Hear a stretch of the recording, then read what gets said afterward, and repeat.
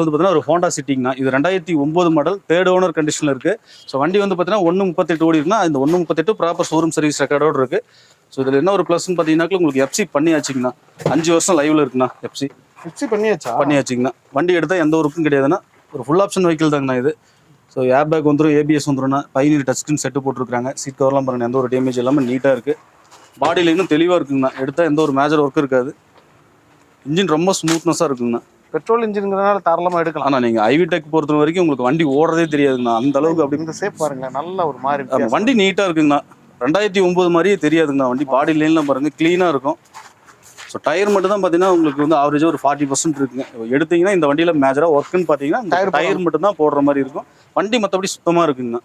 ஓகேண்ணா, இதுக்கு என்ன கேட்குறீங்க? ஆனால் இந்த வண்டிக்கு வந்து பார்த்தீங்கன்னா நம்ம ஜெயம் காசில் 2,90,000 கேட்குறேன்னா இதுவும் ஃபிக்ஸட் இல்லை. இதுல இருந்து ஒரு சின்ன டிஃபரெண்ட்ல நெகோஷியல் ஆப்ஷன் பண்ணி கொடுத்துடலாம்.